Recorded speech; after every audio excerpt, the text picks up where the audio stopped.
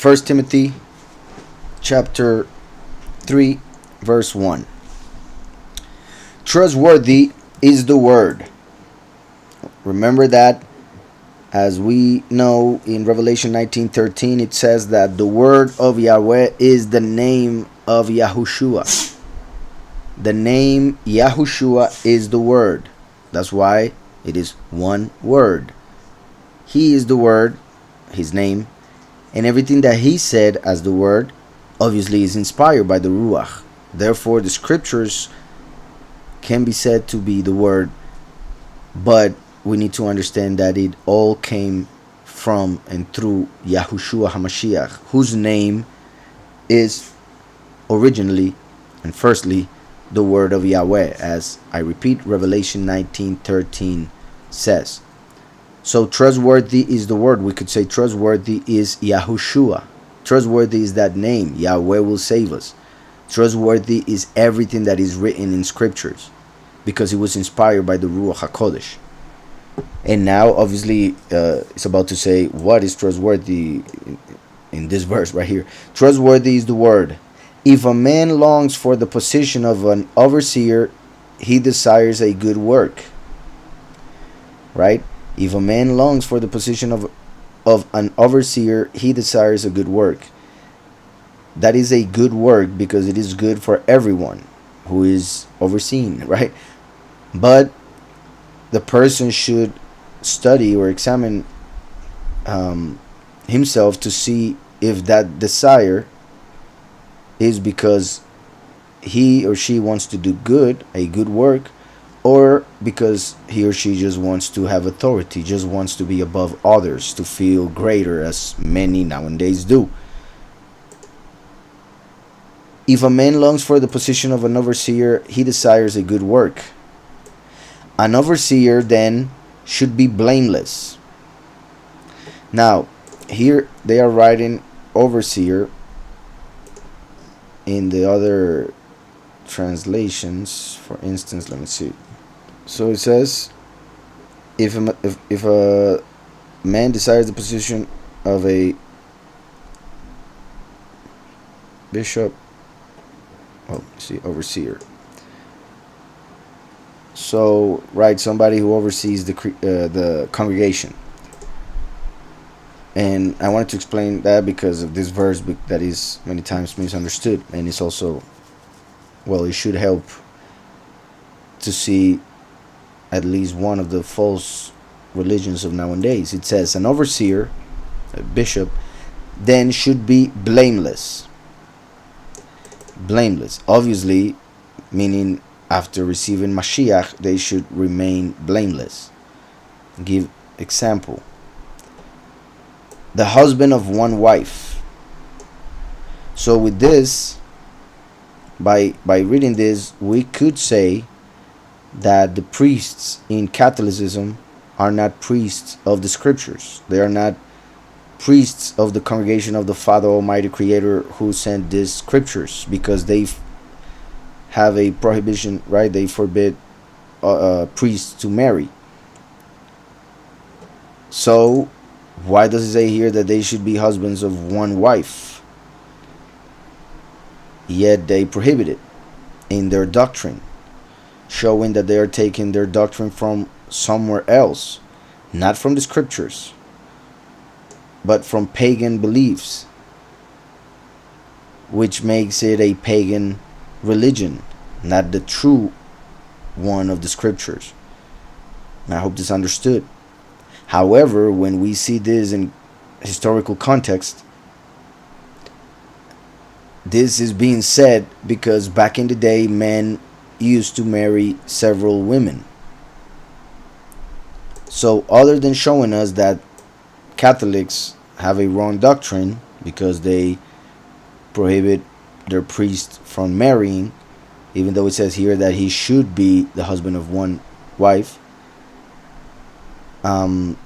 pretty much saying that it is allowed to be married for a priest, because if they don't, and they don't have the gift that Paul had, then they will fall in fornication. and then they wouldn't be blameless. If a person has the gift of being able to hold themselves from the desire of sexual relations, then that person could remain alone, being or focusing on the congregation, focusing on the ministry, as long as he doesn't fall in fornication. Yet fornication pretty much is the reason why Paul says, if you don't have the gift, then marry. Get married because of fornication. It is obvious that most priests in Catholicism do not have the gift, and many times they have other things like demons and spirits that lead them, like that make them do things with children and so on and so forth, that everybody knows, yet the church keeps hiding and people keep allowing it, sadly. But it's all because of that pagan belief, and for not following scriptures, because Paul is clear. The overseer should be the husband of one wife, not of many, but of one, so that he doesn't fall in fornication for not having the gift of being able to hold yourself, or being able, or not having the desire of sexual relations, or I repeat, as we receive through the Ruach, willpower to be able to remain, I repeat, alone without falling in sin in the mind, the heart, or the body.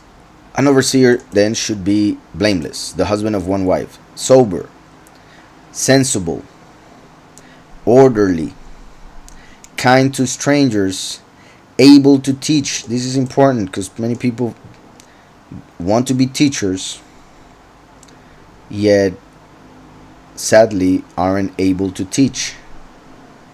I've seen several. What is interesting is that those that I've seen are followed by a lot of people, which is confusing, because those people think they are learning something, and that is part of the having that same spirit of error, that a spirit of the great whore of Babylon that keeps them in confusion. So he should be sober, sensible, orderly, kind to strangers, very important as well, and it should be obvious, but it is normal to see people being only kind to those close to them. I've seen, or it is normal also to see pastors not being kind to others because of the way they are dressed, because of the fact that they don't have much money, because of the country they come from, because of their belief. But it says kind to strangers, even if they don't have your belief. Be kind. Then try to, through your example, justify them through your belief, obviously teaching it to them, if you are able to teach. Not given to wine. Not given to wine. Remember that Yahushua drank wine. His first miracle was turning water into wine. Yahushua drank wine several times. In Pesach, for instance, like the rest of the disciples. And obviously that is no sin, because then he wouldn't be able to become the sacrifice for our sins. So drinking wine is not a sin. To be a drunk, that's a sin. That's why you should be sober. To give yourself to wine till drunkenness, that is a sin. But not to drink wine. Remember that Yahushua was called, well, let me show the verse.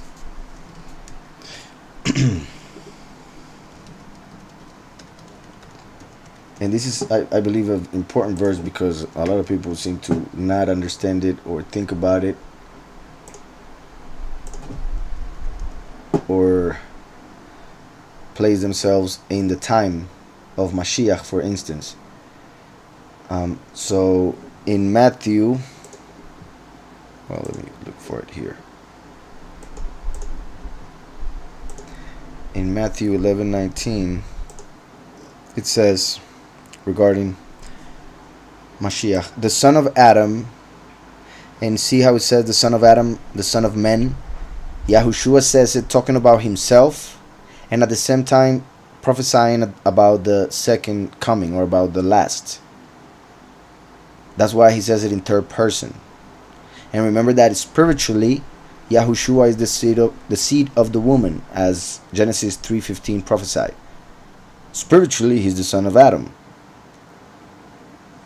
The last is literally the son of Adam, for he's born from a man and female, not a virgin. But then he's born from the congregation spiritually, therefore the seed of the woman spiritually, from Revelation 12. So the son of Adam came eating and drinking, right? Because well, I'll read a little bit more. This is beautiful. I really like this part. He who hears, he who has ears to hear, let him hear. So just by saying that, Yahushua is saying, what I'm about to say won't be understood by most.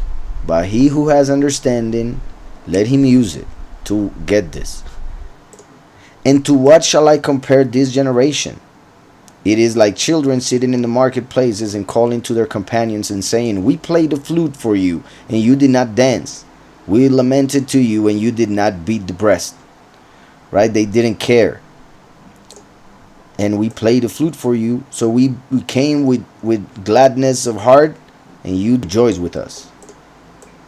We cried, and you didn't cry with us. Yahuhanan came lamenting for the generation, and they didn't listen. Yahushua came bringing mercy, salvation, therefore gladness, and they didn't rejoice. Instead, they hated him and killed him. So he's going to explain. For Yahuhanan or Yohanan came neither eating nor drinking, and they say he has a demon. Yahuhanan came as people would have expected, according to the letter, a prophet to be, in the mix with society nor the city. He was in the desert, not eating things that were tasty. He was just eating locusts mixed with honey. So he was just eating what was necessary for him to survive and keep on doing his ministry. So because of the way he would eat, it was pretty much like not eating at all. And that's what he's saying. Yohanan came neither eating nor drinking, and they say he has a demon. The son of Adam came eating and drinking, and they say, see, a man, a glutton and wine drinker, a friend of tax collectors and sinners. And wisdom was declared right by her works.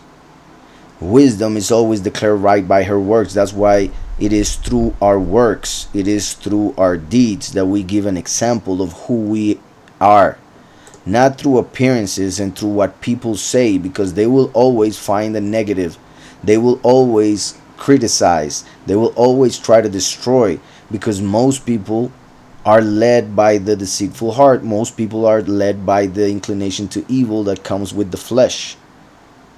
So they saw Yahushua, who is perfect, who is the example for all men, who never sinned. He never did anything that displeased the Almighty Yahweh. Yet humans were very displeased with him. They said, a glutton and a wine drinker, a friend of tax collectors and sinners. So they said, oh, he's a sinner, no doubt. So keep that in mind. As I was saying, the overseer must be not given to wine. But my point was that people think that not given to wine means do not ever touch wine. That's not the point. Because if it was, then Yahushua sinned. Yahushua was wrong. And of course he wasn't. So we need to understand this correctly. Not given to wine is not allow yourself to be controlled by wine. You must be able to control yourself and control whatever you ingest, like comes into you as wine. Not given to wine, no brawler. There are a lot of people who want to brawl with the truth, thinking that they have it, yet if they had it, they wouldn't be brawling. They would be teaching. They will be bringing others to the truth by being gentle. No brawler, but gentle. Not quarrelsome, no lover of silver. Here many just lost it. For sadly most pastors and supposed teachers love silver, love money. Many become pastors because of it. Many become lovers of silver after becoming pastors. So that's why we need willpower in order to control ourselves and not allow ourselves to be led by the enemy towards the love of money, because the love of money is the root of all evil.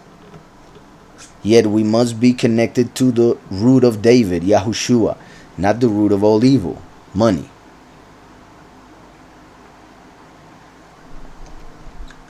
Remember that God is the name of the false mighty one of fortune, as we see in Isaiah 65:11, when the people of Israel left Yahweh to worship God. God is fortune in Hebrew. So those who love money worship God. So we shouldn't be surprising that those who are worshiping God love money so much and follow the prosperity gospel, for instance. One who rules his own house well. This is key, because if you cannot rule your own house, how can you rule the house of the Most High? We see an example with Moshe, who was chosen to take care of the house of the Most High. And when he was going to Egypt with his two sons, one of which was not circumcised, and his wife, they were going to Egypt to announce the 10 plagues, one of which, the last, would be the death of the firstborn. Yet when Moshe was going, one of his two children was uncircumcised. So a serpent, because of the accusation of the enemy, came out and tried to kill Moshe, because he was trying to go and punish the Egyptians for being uncircumcised, which mainly obviously means spiritually, yet in that time everything was according to the letter and the flesh, so that we could get an example and an understanding of what would come afterwards. So a serpent tried to kill Moshe on the way to Egypt. Sephora, his wife, understood that it was because of Gershom, who wasn't circumcised. So she grabbed a stone, a sharp stone, which represents Yahushua, the cornerstone, who is like a sword, the sword of the Spirit. So she grabbed a sharp stone and cut the foreskin in order to perform the circumcision. And once she did that, the serpent left Moshe alone. So he needed to take care of his own house before going to punish the house of Pharaoh, the house of the Egyptians. And that was a great example that we should all understand. If we are going to help others, we should first take care of ourselves, make sure that we are doing right, and not only ourselves but our families, those in our household. And if it works out, if our household works, then that means you are able to give advice for others, other households to work as well. So it is important for the pastor to rule his own house well. I have seen as well pastors who don't do this. Actually, it is very common and very sad. Mainly those who worship God, of course, who are also deceived many times by the enemy, because many get so focused in the ministry and the congregation that they forget their family. Others are simply not doing things right at home and then try to have a congregation, and it doesn't work. But I have seen, like I said, both. Sadly, some who think that they need to do everything for the congregation, yet by doing that they forget that they have a family, that they have children. And it is very common for the children of pastors to go astray, which shouldn't be. Yet many do so because they don't have the attention from their parents, from their father, who is a pastor, and there is his wife as well doing the same. So the children are left pretty much for themselves, yet the parents expect all from them because they should give an example to the rest of the children in the congregation and all of that, yet they themselves don't teach them, don't care, don't give them attention. So it's all an act. They go to the church, they act like the best children ever, and then they go home and become the worst. So pastors should be very careful about that. One who rules his own house well, having his children in subjection with all reverence. Having his children in subjection with all reverence, what I was saying. Many pastors try to do this by force, and that's not how it works. That will make them actors. They will act a certain way before their father and a different way when they are not in front of him. Having his children in subjection with all reverence. The children should give reverence, but that would happen if there is respect and love for them towards their parents. So that's why their parents should also give respect and love to their children. Time, attention. For if a man does not know how to rule his own house, how shall he look after the assembly of Yahweh? If a man does not know how to rule his own house, how shall he look after the assembly of Yahweh? It's a great question. A question that every pastor should make himself in order to see what he can improve. Not a new convert,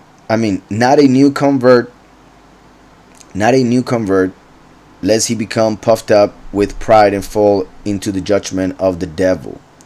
This is important, interesting as well.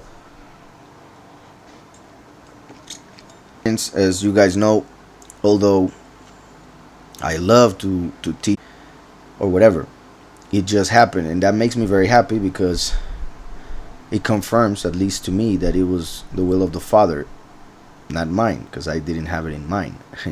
So the overseer should not be a new convert,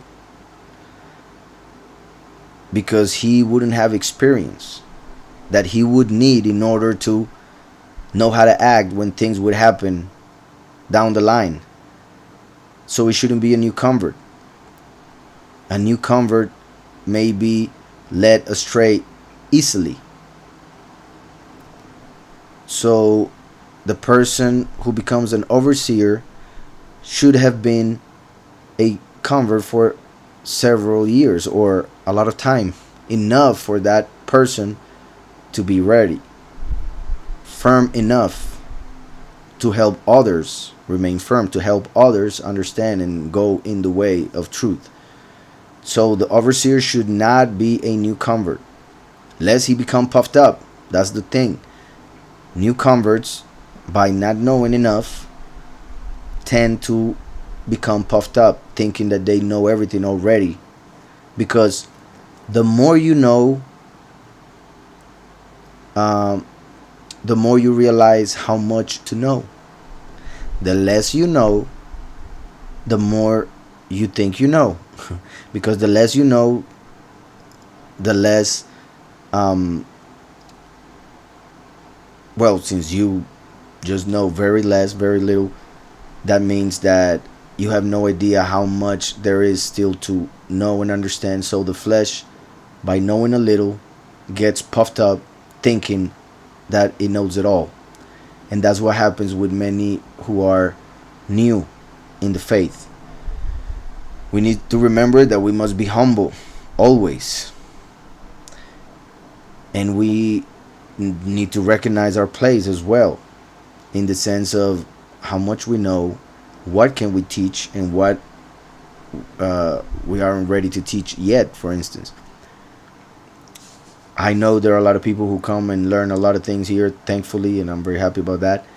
And then they expect to tell everything in one conversation to whomever, and then that person gets all confused because they were trying to convert them and tell them everything in one sentence, right?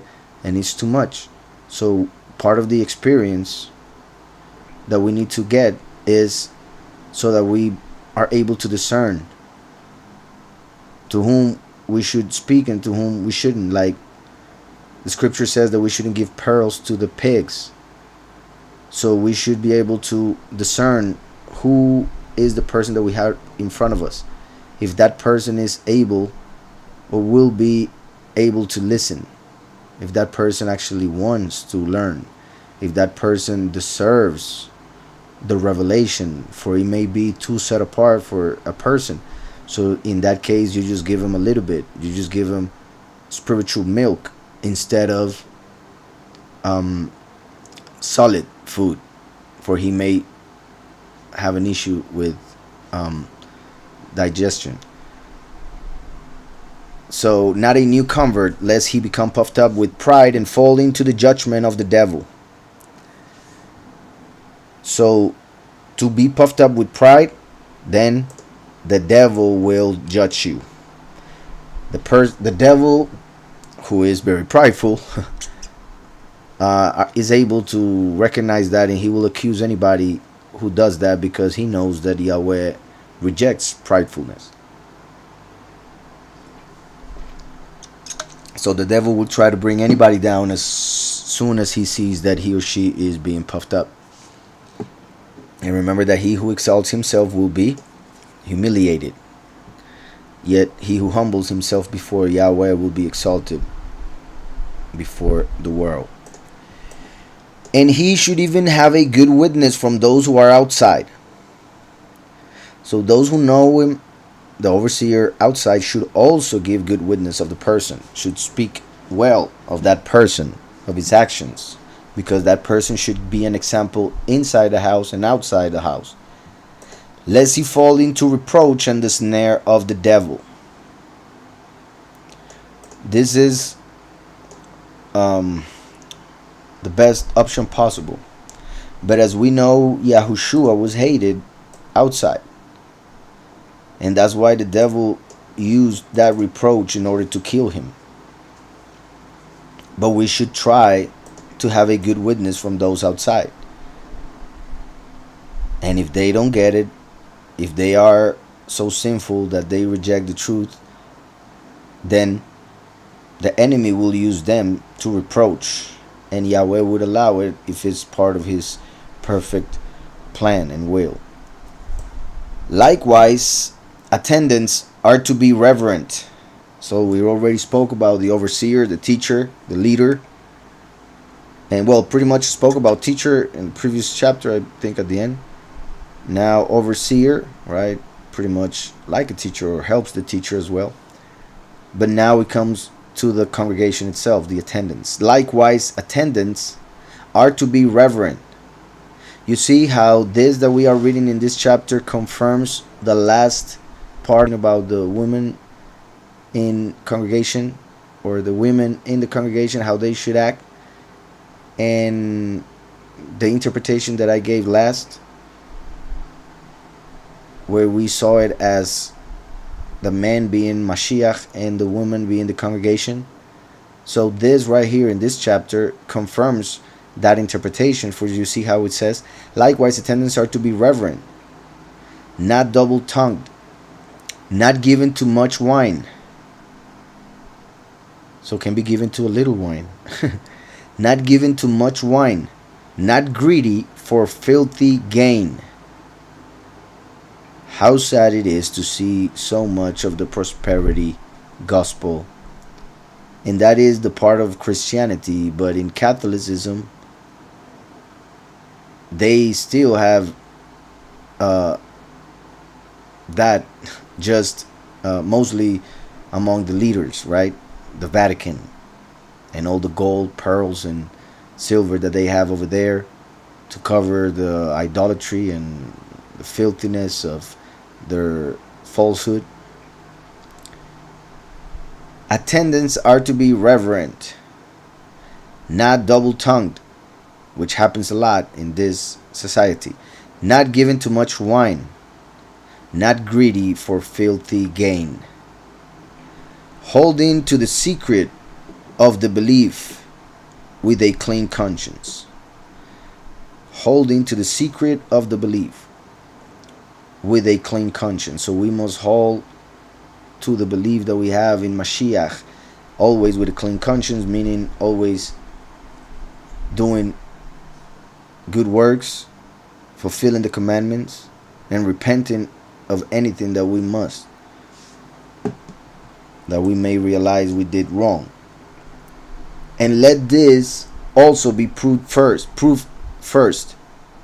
Then let them serve if they are unreprovable. So the overseer, the teacher, should see those who attend and see if they follow these guidelines, if they are reverent, if they are not double-tongued, if they are not given to much wine, if they are not greedy for filthy gain, if they hold the secret of the belief with a clean conscience, then let this also be proved first, right? All of this that we just saw should be proved first by those who attend. Then let them serve if they are unreprovable. Those are the people who should be allowed to serve in a congregation, who have those characteristics. Now we go back to women or wives. Wives, in the same way, reverent. So you see, in the same way, wives.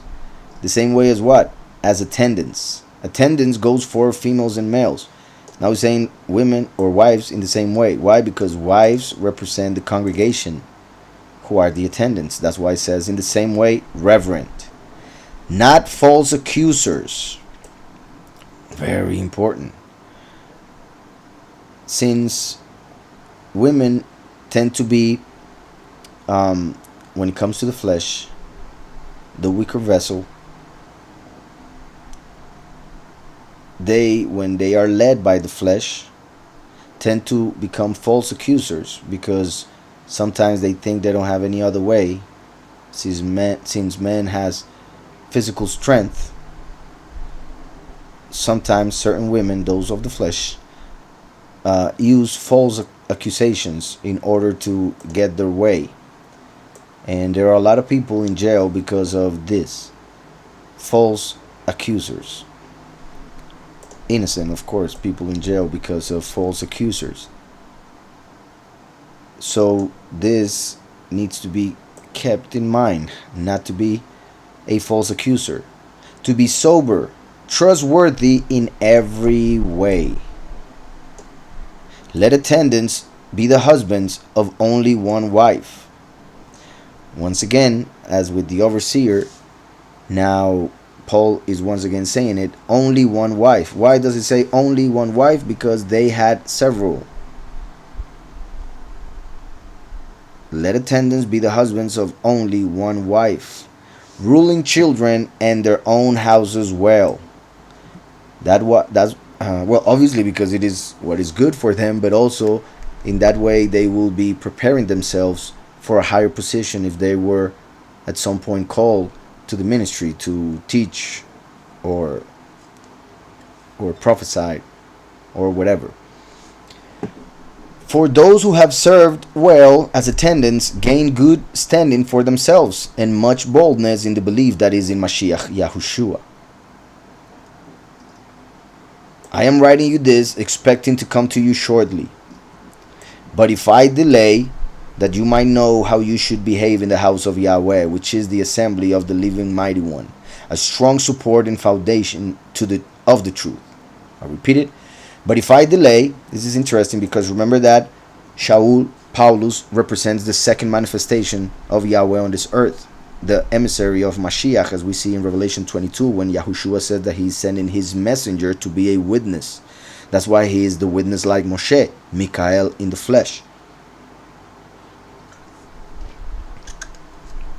I am writing you this, expecting to come to you shortly, as the second manifestation. 14, as the numerical value of David, King David. But if I delay, as many think nowadays that it is delaying the manifestation, that you might know how you should behave in the house of Yahweh. Very important, so that we don't have excuses. It isn't, and we have read it, how we should behave as an overseer, as an attendant, as a husband, as a wife. That you might know how you should behave in the house of Yahweh, which is the assembly of the living mighty one, a strong support and foundation of the truth. Yahushua is the cornerstone, the foundation. Obviously, through Mashiach in us, we become a foundation of the truth of Yahushua for the world, and a strong support. And beyond all question, the secret of reverence is great. The secret of reverence is great. People have no idea the reward and how positive reverence is. They think the opposite is better. That's why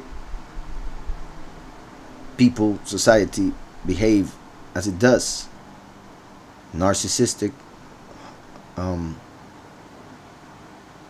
And well, as we see, the beast will act, and that's why people will accept it. Will accept the beast because the beast will be will show all the signs that this society exalts nowadays. And beyond all question, the secret of reverence is great, who was revealed in the flesh. Who was revealed in the flesh? Yahushua. So he's the secret of reverence, because Yahushua was so reverent towards the Father that he allowed humans to kill him without having any guilt, just because Yahweh asked for it to happen, so that he could pay for our sins and so that we could enter eternity. So the secret of reverence is great, who was revealed in the flesh, declared right in the spirit, declared right in Ruach, right? Even though the Pharisees declared him guilty, a blasphemer, a glutton and wine drinker, the Spirit declared him right. Was seen by messengers, the angels saw him, they have no excuse either. Was proclaimed among nations, not only through the leaders who sent letters to each other talking about what had happened in Jerusalem through the death of Mashiach and his resurrection, but also through the preaching of the apostles, the emissaries of Mashiach. Was proclaimed among nations, was believed on in the world, was taken up in esteem, in honor to the right hand of the Father. Beyond all question, the secret of reverence is great. First, who was revealed in the flesh, that is like the lowest part, the flesh, who was revealed in the flesh. That will be connected to asiyah, action. Declared right in the spirit. I said it again wrong. Declared right in spirit, in ruach. That will be connected to let me just see one thing. Yeah. Well, in this case, we have 6 things. So, remember that Yahushua called himself the Son of Man to refer to himself and the second manifestation, first and last, who would come at the end of the 6,000 years, for man was created on the 6th day. So interesting that the secret of reverence, the reverence that every human should have towards the Creator, was revealed in the flesh, in Mashiach. The secret of reverence is great. And then that secret is explained in 6 levels, like the 6 days to create men who should revere the Father. So who was revealed in the flesh, 1. Declared right in spirit, 2. Was seen by messengers, malachim, 3. Was proclaimed among nations, 4. Was believed on in the world, 5. Was taken up in esteem, 6. So you see how it goes from the lowest to the highest level, to the point where he is at the right hand of the Father above all. After having been revealed in the flesh, declared right in order to be sacrificed, and his blood to be valued enough to save us. The messengers saw and were astounded by the work of the Father, which they didn't understand. Was proclaimed among the nations, preached so that the nations could enter eternity. Was believed on in the world. After being proclaimed to the nations, they believed, so the world believed. Was taken up in esteem. So that's how this chapter ends.